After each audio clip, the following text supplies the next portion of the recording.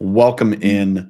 Man, I'm excited to be here. Kick off in a very busy, full first week of April. Some people are on vacation, some people are on spring break, other people are working away.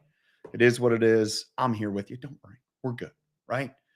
I'm working away. My family's away traveling, enjoying their time, but I'm here. I'm excited to be here. Today, kicking off a little subject. Our story has value. I was reading this morning and it was reading about Maya Angelou. Now, I'll be honest, I probably read some of Maya's books and her works when I was in high school. Probably when I read some.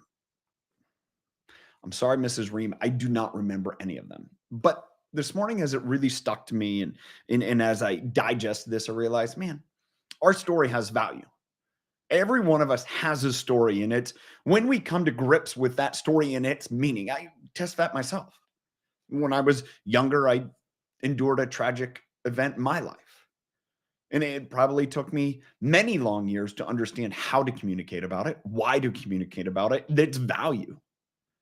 And we all have those. Now, what one event to a person is not the same as an event to another. Maya Angelou, she was raped when she was 8 years old. That person ended up dying, and that caused her to not speak for 5 years. It was ultimately through the encouragement of someone else that she decided to start speaking and sharing from her lens and from her experiences to benefit and help others. And we all have been benefited from that. Our story has value. Being able to come to grips and come to grips with the nature of that story and its meaning and its ability to serve others is a massive point of our growth. It's what allows us to communicate and share and benefit others. But this is what I also know. As much as we want to change those events, as much as we want to put ourselves in a different place, we can't necessarily change it. I'm going to read this that Maya wrote. If you don't like a situation, you can try to change it. Do whatever you can to change it. And if everything you do falls flat and you can't change it, then change the way you think about it. That's my thought of the day today is this. If you can't change it, change the way you think about it. So much of our mental health in our world is, I think, capitalized within this. We try to change it. We can't change it. We get frustrated, depressed, distressed. Those are real feelings. Don't get me wrong. They're real feelings. They're real feelings that need to work through and process through.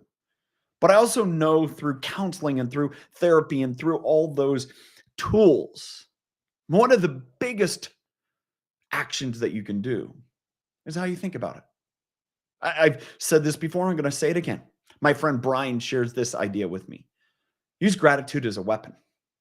He was assaulted as well as a young man, and he chose to say, "Hey, I'm going to have gratitude for that situation. I'm going to use that as a weapon." I think Maya did the same. I'm going to ask you to do the same too. If you can't change it, change the way you think about it. It's powerful. Hope you got value from today. If so, what I'd love for you to do is share. I'd love to engage with you in that process. What are you wrestling through, or how have you looked at circumstances and changed the way you've thought about it? As well, if you got value from this, share it with someone else. Let them think along these lines. Thanks for being here. Till next time.